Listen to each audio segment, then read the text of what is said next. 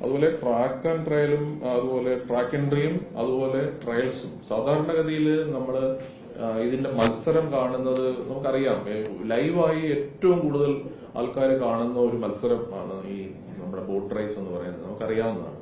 അത് പലപ്പോഴും നേരിട്ട് അനുഭവിക്കുന്നതിന് ഒരു ലിമിറ്റേഷൻ നമുക്കുള്ളത് നമ്മുടെ വേദിയിൽ ഇരിക്കാൻ കഴിയുന്ന ആൾക്കാരുടെ എണ്ണം കുറവാണെന്നുള്ളത്. ഞാനിപ്പോൾ പറഞ്ഞതുപോലെ നമുക്ക് പല ടിക്കറ്റുകളുടെ സെയിൽ നിർത്തി വെക്കേണ്ടതായി വരുന്നുണ്ട്. അപ്പൊ അതുകൊണ്ട് നമ്മൾ ഇത്തവണ ഒരു കാര്യം ചെയ്തത്, ആലപ്പുഴയിലെ ടൂറിസത്തിനും കൂടുതൽ ഒരു പ്രാധാന്യം ലഭിക്കുന്ന തരത്തിൽ ട്രയൽസും ട്രാക്ക് എൻട്രിയും അതൊരു വലിയ പ്രൊഫഷണലായി തന്നെ ചെയ്യുന്നതാണ്, ഒരു മത്സരം പോലെ തന്നെ ചെയ്യുന്നതാണ്. അത് അതിന്റെ ഡേറ്റും ടൈമും നമ്മൾ പബ്ലിഷ് ചെയ്തിരുന്നു, ആ ട്രാക്ക് എൻട്രിയും അതുപോലെ തന്നെ ട്രയൽസും. അതിന് വലിയ റെസ്പോൺസ് ഉണ്ടായി ഇത്തവണ. അത് കാണാൻ വേണ്ടി വളരെ ദൂരത്തുനിന്ന് വരെ ആൾക്കാർ വന്നു. ആ സമയത്ത് നമ്മുടെ ഈ പറഞ്ഞതുപോലെ ഫോട്ടോഗ്രാഫി അതുപോലെ അതിന്റെ അടുത്ത് പോകുന്നതിനൊന്നും കാര്യമായ റെസ്ട്രിക്ഷൻസ് ഇല്ല. അതുകൊണ്ട് അവർക്ക് ആ തരത്തിൽ എൻജോയ് ചെയ്യാൻ പറ്റി. ഈവൻ നമ്മുടെ അമേരിക്കൻ പ്രസിഡന്റിന്റെ മരുമകൻ വരെ അവിടുന്ന് എറണാകുളത്തുനിന്ന് അവിടെ ജില്ലാ കളക്ടർ വിളിച്ചിട്ടുണ്ടായിരുന്നു. അങ്ങനെ അദ്ദേഹത്തിന് ഇത് കാണണം എന്ന് പറഞ്ഞാൽ അദ്ദേഹം അതിനുവേണ്ടി ഇവിടെ വന്നിരുന്നു. ഒരു ഹൗസ് ബോട്ട് അറേഞ്ച് ചെയ്ത് അദ്ദേഹം ഒരു ട്രയൽസ് കണ്ടിട്ട് അടുത്ത ഒന്നുകൂടെ കണ്ടിട്ടാണ് അദ്ദേഹം പോയത്. ഞാൻ പറഞ്ഞത് അത് ഒരു നമ്മുടെ ഇവിടുത്തെ ആലപ്പുഴയുടെ ടൂറിസത്തിന് വലിയ മുതൽക്കൂട്ടാവുന്ന തരത്തിലേക്ക് ഇത്തവണ അങ്ങനെ ഒരു തീരുമാനം ഉണ്ടായിരുന്നു. അത് ഒരു ഗ്രാൻഡ് സക്സസ് ആവുകയും ചെയ്തിട്ടുണ്ടായിരുന്നു. പിന്നെ ടിക്കറ്റ് വിൽപ്പന മറ്റ് ജില്ലകളിൽ 5 ജില്ലകളിലെ സർക്കാർ ഓഫീസ് വഴിയൊക്കെ നമുക്കുണ്ട്. അതെല്ലാം ഫുൾ വിറ്റ് പോയി കഴിഞ്ഞിട്ടുണ്ട്. ഏതാണ്ട് 71 ബോട്ടുകളാണ് മത്സരത്തിൽ പങ്കെടുക്കുന്നത്. അതിൽ 22 ചുണ്ടൻ വള്ളങ്ങളുണ്ട്, ചുരുളൻ 2 ഉണ്ട്, ഇരുട്ടുകുത്തി 3 ഉണ്ട്, ഇരുട്ടുകുത്തി B 16 ഉണ്ട്, ഇരുട്ടുകുത്തി C 14 ഉണ്ട്, വെപ്പ് A 5 ഉണ്ട്, വെപ്പ് B 4 ഉണ്ട്. അങ്ങനെ ഏതാണ്ട് 71ഓളം വള്ളങ്ങളാണ് പങ്കെടുക്കുന്നത്. ഈ ഓഗസ്റ്റ് 22 നമ്മൾ 11 മത്സരങ്ങൾ ആരംഭിക്കും. പല ഹീറ്റ്സ് ആയിട്ടാണ് ചെയ്യുന്നത്, നിങ്ങൾക്ക് അറിയാവുന്നതാണ്. അതിന്റെ നിയമാവലി നിന്ന് പറഞ്ഞു തരേണ്ടതില്ലാത്തതുകൊണ്ടാണ് ഞാൻ എക്സ്പ്ലെയിൻ ചെയ്യാത്തത്. അതിലേറ്റവും എന്താണ് പറയുന്നത്, സമയം നോക്കിയിട്ടാണ്. അപ്പൊ ട്രാക്കില് ഫസ്റ്റ് എന്നുള്ള രീതിയിലല്ല എടുക്കുന്നത്.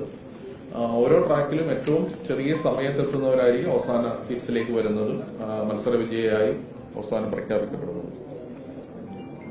പിന്നെ നമ്മൾ KSRTCയുടെ അന്നത്തെ ദിവസം നിങ്ങൾക്ക് പത്രക്കുറിപ്പായിട്ട് തരുന്നുണ്ട്. അന്നത്തെ ദിവസം KSRTCയിലേക്കുള്ള യാത്രയ്ക്ക് നമ്മൾ റെസ്ട്രിക്ഷൻ വെച്ചിട്ടുണ്ട്.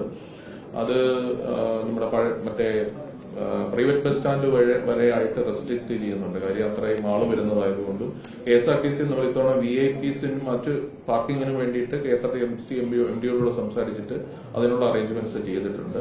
മറ്റ് 2-3 സ്ഥലങ്ങളിലായി പാർക്കിങ്ങിനുള്ള കാര്യങ്ങൾ അറേഞ്ച് ചെയ്തിട്ടുണ്ട്. ഒന്ന് മാളിയേക്കല് പേയാൻ പാർക്ക് നമ്മൾ ഇതിനു വേണ്ടിയിട്ട് മാറ്റിവെച്ചിട്ടുണ്ട്.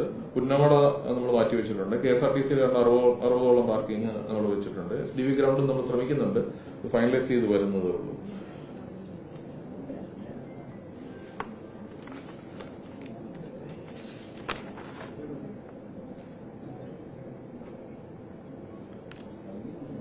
പിന്നെ പ്രവേശനം നിങ്ങൾക്ക് അറിയാവുന്നതാണ്. പ്രവേശനം കൃത്യമായി ഒരു പാസ് വെച്ചിട്ടാണ് നിയന്ത്രിച്ചിട്ടുള്ളത്. ഇതോടെ നമ്മൾ കളർ കോമ്പിനേഷൻ, കളർ ബ്രാൻഡിങ് ചെയ്തിട്ടുണ്ട്. അതുപോലെ പാസിന് ഒരു ഡ്യൂപ്ലിക്കേഷൻ വരാതിരിക്കാനുള്ള എന്താ പറയുക QR കോഡ് ഉൾപ്പെടെയുള്ള സംവിധാനങ്ങൾ ഇത്തവണത്തെ പാസിൽ വെച്ചിട്ടുണ്ട്.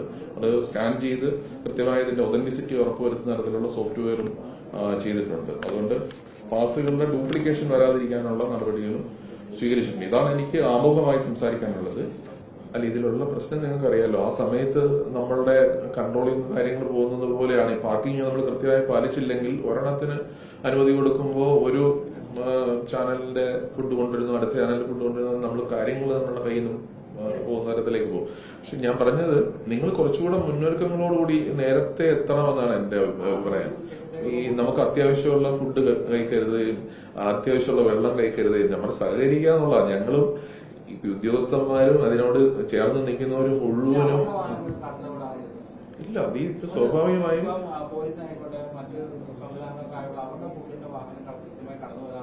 അല്ല, ഫുഡ് നമ്മൾ അതിനകത്ത് സെർവ് ചെയ്യുന്നില്ല. അങ്ങനെ ലിമിറ്റഡ് ആണ്. അതിനുള്ളൊരു സാധ്യത എന്താണെന്ന് പരിശോധിക്കട്ടെ.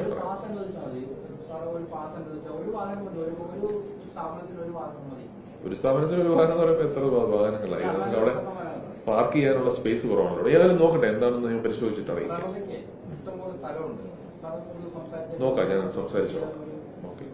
രാവിലെ ആളുകളെയൊക്കെ എല്ലാവരുടെയും മോർണിംഗ് ഷോ ഇവിടെയാണ്. ഈ വോട്ടിന്റെ സ്പെസിഫിക് പറഞ്ഞു നിർമ്മാണം രണ്ട് നിർത്തിയിടാതെ അത് ഈ രാവിലെ 10 മണിക്കുള്ള സമയം കായലിലൂടെ ട്രാക്കിൽ കയറാതെ അപ്പുറത്തെ കനാലിൽ കൂടി ഇപ്പോൾ വളാത്തുരുത്തിയുടെ ബോട്ട് ഇറക്കുന്ന സ്ഥലത്തേക്ക് പോകണമെങ്കിൽ അത് പാസിംഗ് സാധ്യമാകും. ഇവിടെയുള്ള നമ്മൾ ആ സൈഡിൽ അത് നിങ്ങൾക്ക് നേരത്തെ പരിചയമുള്ളതാണ്. നമ്മൾ ആ ഈ ജങ്കാറുകൾ കഴിഞ്ഞിട്ട് പിന്നീടുള്ള മുഴുവൻ സ്പേസും നമ്മൾ ഹൗസ് ബോട്ടുകൾക്ക് നടയിൽ കൊടുത്തു, റെന്റ് കൊടുത്തിട്ടുള്ള പുറകിലത്തെ വഴിയുണ്ട്. നമ്മുടെ കനാലിൽ കൂടെ SWG-യുടെ ബോട്ട് പോകുന്ന ആ വഴിയിലൂടെ കയറി കഴിഞ്ഞാൽ നമുക്ക് കൈനകരിലേക്കോ രാവിലത്തെ സമയത്ത്. പക്ഷെ നിങ്ങൾക്ക് ട്രാക്ക് അവിടെ നിന്ന് കാണാൻ പറ്റില്ലല്ലോ.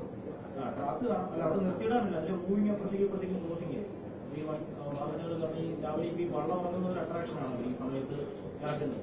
അപ്പൊ പള്ളാത്തുരുത്തിയുടെ വള്ളമൊക്കെയാണെങ്കിൽ ഇറക്കുന്നത് അപ്പുറത്താണ്. അപ്പൊ അങ്ങോട്ട് ഈ മിക്കവർക്കും ലൈഫ് ഷോ ആയതുകൊണ്ട് തന്നെ അവിടെ പോയി വരവ് ഒന്ന് ഈ സൈഡിൽ കൂടെ സാധിക്കില്ല. വണ്ടി ഇതൊന്നും ബോട്ടം റിസൾട്ട് നിർത്തിയിട്ടില്ല. അപ്പുറത്തേക്ക് 10 മണിക്ക് മുമ്പായിട്ടൊന്ന് പോയി വരാനായിട്ടുള്ള സൗകര്യം ഉണ്ടായിരുന്നെങ്കിൽ അവിടെ തടയാതെ ഇരുന്നെങ്കിൽ നമുക്ക് വള്ളം ഇറങ്ങുന്ന എടുക്കുക, തിരിച്ചു വരിക. പരിശോധിക്കാം, പോലീസ് ഒന്ന് പരിശോധിച്ചിട്ട് നോക്കാം. അല്ല, മീഡിയയുടെ സൗകര്യങ്ങൾ നമ്മൾ മെച്ചപ്പെടുത്തിയിട്ടേ ഉള്ളൂ. അപ്പൊ നിങ്ങള് ഈ പറഞ്ഞതുപോലെ മീഡിയ റിപ്പോർട്ടിങ്ങിലാണ് ശരിക്കും പറഞ്ഞാൽ ഇത് ആൾക്കാരിലെത്തുന്നത്. അക്കാര്യത്തിലും ഞങ്ങൾക്ക് യാതൊരു സംശയവുമില്ല. അപ്പൊ അവിടെ നിങ്ങൾ ഞങ്ങളോട് പൂർണ്ണമായി സഹകരിക്കുകയും കൂടെ വേണം. കാരണം ഞങ്ങളുടെ ഒരു പരിമിതി നിങ്ങൾ മനസ്സിലാക്കണം. ആ സമയത്ത് നിങ്ങൾ ആവശ്യപ്പെടുന്നതെല്ലാം ചിലപ്പോൾ സാധിച്ചു തരാൻ കഴിഞ്ഞെന്ന് വരില്ല. അവിടെ ഈ സ്ഥലത്തിന്റെ റെസ്ട്രിക്ഷൻ ഉണ്ട്, അത് നിങ്ങൾക്ക് അറിയാം. അപ്പൊ നിങ്ങൾ കൃത്യമായി